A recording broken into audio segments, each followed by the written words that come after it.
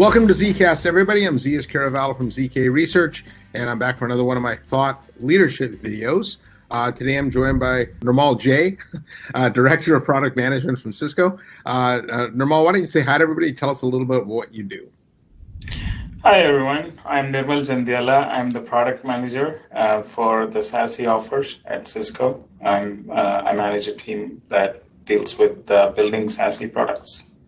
And we are going to be talking SASE today. Before we get going, though, I do want to give a quick shout out to eWeek, my media sponsor. All Zcasts are done in conjunction with the eWeek eSpeaks program. So we are talking SASE today. It's been this big shift in security that's moved to the cloud. Before we talk about SASE, though, let's do a little bit of table setting, Nirmal. Companies today are going through a pretty significant transformation journey. Digital transformation, network transformation, everything's transforming, it seems. So what exactly is driving this transformation journey today?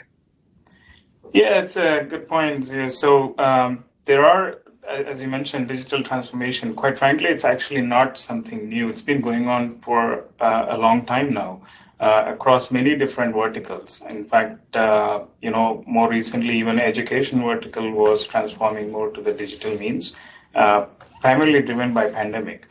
And if you look under the hood, what this transition really means is that organizations and companies are choosing to leverage the technology. Like, for example, take a look at automotive industry. Who would have imagined a few years ago that you would be getting features in your car through software updates? Yeah. And that's something that we see today, right? I mean, I have one of those cars and I get those features and I'm excited, and it's a total transformation that I would not have imagined a few years back. So many organizations, many verticals, in fact, every vertical that I can think of is going through such transformation. But when you look under the hood, what does this transformation mean in terms of users, in terms of applications, in terms of the network design? Is that the applications are moving from on-prem locations to cloud-delivered SaaS applications. Why? Because they can be accessed from anywhere. And then there is transformation in the workforce as well. Like even though pandemic has accelerated the transformation from working from campus and branch locations to more distributed work from home sort of settings, even before the pandemic, this transformation was happening. And that's going to change how the networks look like, how the security posture looks like, and it has a downstream effect when that happens. And the third thing is, we talked about branch locations. There are a lot of distributed enterprises that have multiple branches, whether it's retail, whether it's financial. There are many distributed enterprises.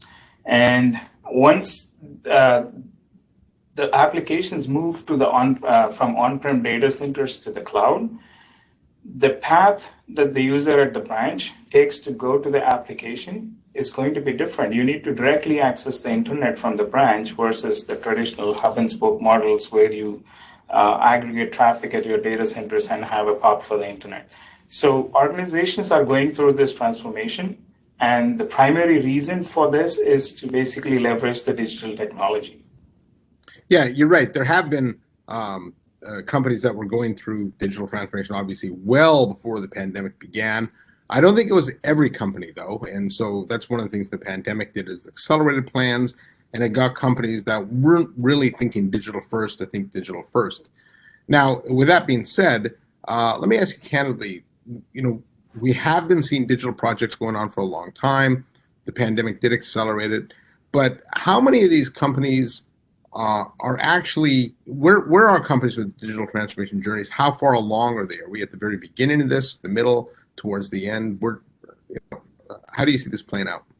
Yeah, very good questions. Yeah, so I see that it depends on a lot of factors, like the vertical that the organization is in. It depends on the age of the company as well. Like for example, companies that have started more recently have adopted cloud solutions right from day one.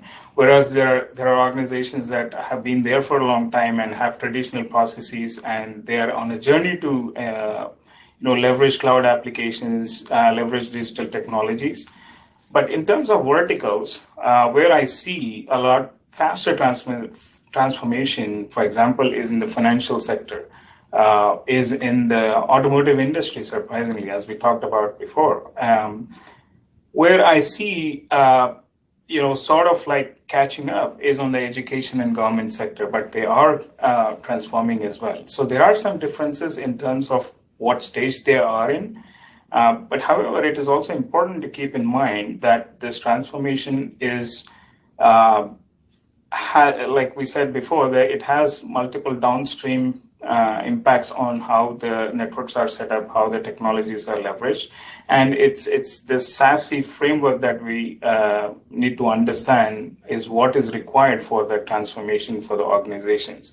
So when we talk about that SASE framework, it involves multiple technology components. So where I see faster adoption is actually in the larger enterprises, because they do have the manpower, they do have different teams to take care of this.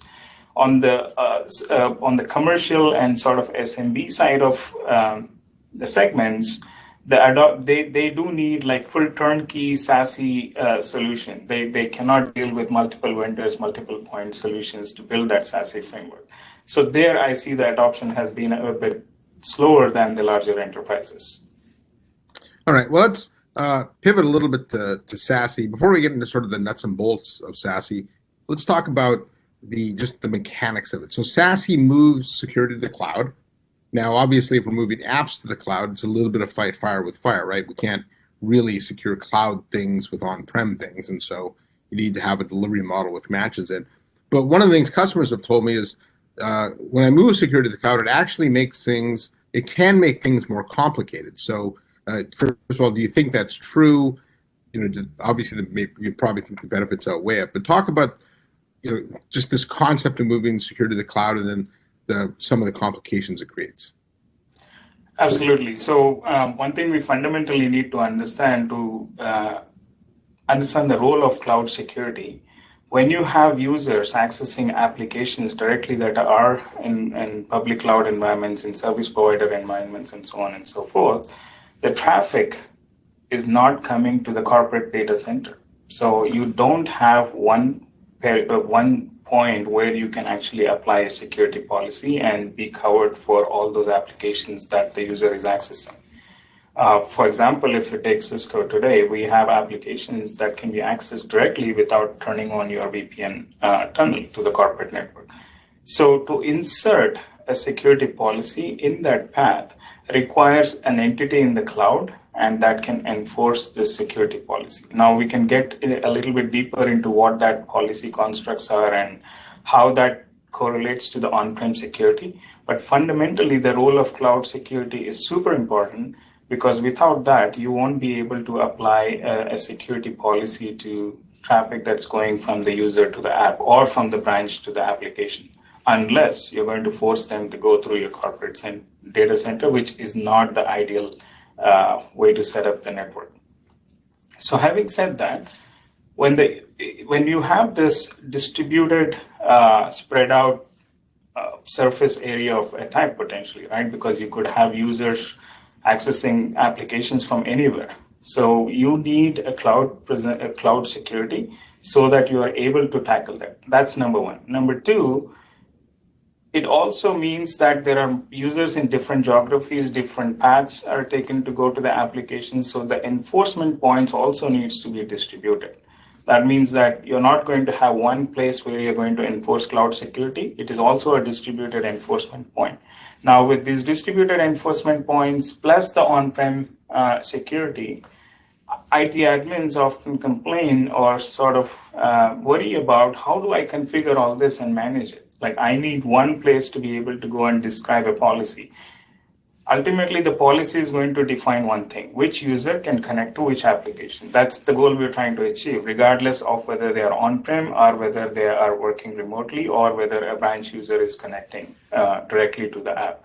So to do all this and to make it a single policy framework for all these distributed enforcement points is where the complexity lies. And having one single point of single pane of glass and one view to see what's going on is where the complexity lies. But then there are tools to work through that. Yeah, that makes sense. In fact, I think in some ways the legacy security being on-prem was highly inefficient, obviously, but that actually helped with the simplicity of it, I suppose, or the straightforwardness of it, because there was only one way to deploy it. With SASE, there's multiple ways to deploy it. So anytime you have choices, of course, it adds to complexity.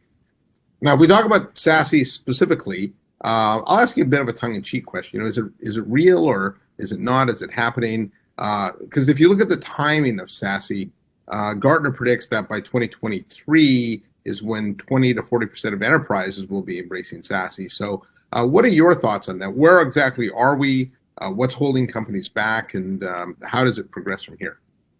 Excellent point. So I do believe it's 100% real because I talk to a lot of customers.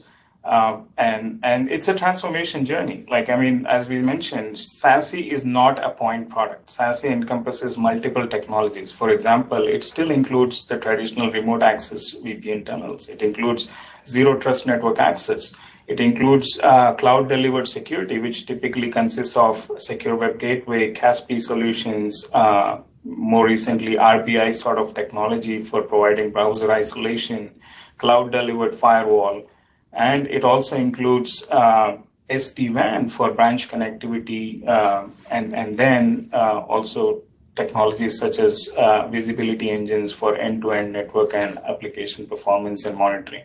So it's a combination of multiple technology stacks.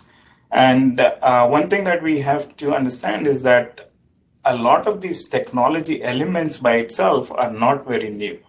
What's sort of the new thing here is bringing them all together and providing that as a cloud delivered stack that's cloud native, agile, and nimble. What I mean by that is, for example, in the past, if you have to set up a VPN to the corporate network, you have to create a VPN cluster and manage it. And typically, this was done using large hardware appliances that required capex investment. While that worked, with for example, what pandemic has done is like it forced a lot of organizations to increase their VPN capacity. And doing so with CapEx models is not very nimble and takes time. So what customers are looking for is a very similar service, but it's cloud delivered, cloud native, and agile. That means I'm able to expand my capacity and decrease it as on demand. So this entire SASE framework, the technologies that we talked about, quite frankly, a lot of them exist. So many organizations have some or many of these technologies already. In some cases, it could be from one vendor. In fact, there is only a couple of vendors that I can think of who probably have this entire stack of SASE technologies. But in a lot of cases, customers have best of breed products from probably different vendors for the SASE framework. So while it is very real, and while customers need to do that to adapt to this digital transformation journey that we talked about earlier, there are very different starting points for each organization because they have some or bits and pieces of these technology, and they're not going to just throw them away and just consume something like as a service, right? They still want to get ROI out of their existing investment. So what's important for these large organizations that are sort of like leading the adoption is to be able to consume SASE solutions that are flexible. That means that interoperate with other vendors or that provide flexibility to bring some components from a different vendor. Eventually, over a period of time, maybe it'll all be like a single turnkey solution from one vendor or a few vendors. But that's where I see the challenge, like being able to migrate the existing framework to a framework where it is completely cloud native and potentially delivered by one or two vendors. So there's a lot of interest. It's actually a necessity, and I do believe, to your point, Gartner's numbers in terms of adoption are very real. And I talk to a lot of customers, and I hear them asking a lot of questions, even if they're not actually adopting the framework today. Yeah, I think we could actually see some faster acceleration than what Gartner predicted. I just think we're getting to the point where if you don't adopt SASE, I'm not sure how you would actually secure a highly distributed organization. Now, One of the reasons I like talking to people from Cisco is because you guys have such a massive customer base, right? So in your conversations with customers, you talked about some of the challenges. What are some of the other challenges that you see with SASE? What could they be doing differently? And what's your advice to businesses on how to move to SASE, at a pace that's comfortable to them, but also de-risks it? Excellent question. I mentioned in my previous note that there are only a couple of vendors that I think have the full stack of SASE solutions, and I do believe that Cisco is one of them, because we have all the technology stack. So what I do see with the customers that I'm interacting with is that a lot of them do it in a DIY model. What that means is like they're still leveraging that best of breed mindset. Meaning, like for web security, I'll use one vendor. For SD-WAN, I could use another vendor. For remote access, I will use potentially another vendor. So we see a lot of customers doing probably like 70-80% of the SASE stack from Cisco and getting one or two other products from a different vendor. And we see a lot of that adoption. However, there is an ask from the customers that to have this as a service turnkey solution that provides this unified management, unified view of all the components and so on and so forth. If you were to think of it in phases or steps, and feel free to talk about Cisco product though, what would those steps be? Like for instance, should you guys have a very good product called Umbrella? Should you start there, or is there another part that you recommend with them starting? Excellent point. As I said, there are, SASE has multiple pieces of technology and customers are at different starting points. So for somebody who is, let's just take the case of a distributed enterprise. It's very likely that they probably have adopted SD-WAN for interconnecting their branches and getting SLA-driven policies already, right? It's very likely that they probably started on the SD-WAN journey. And then now that you have SD-WAN and you have direct internet access, how do I get cloud security stack so that I can protect the user to application access when the traffic is going directly to the internet? So then they would be looking at technologies such as Umbrella SIG and bringing that as an add-on to their existing SD-WAN deployment. Now, on the flip side, let's say if you have an organization that was relatively newer, started adopting cloud technologies much faster, and in that case, their primary focus would have been, I need cloud security first.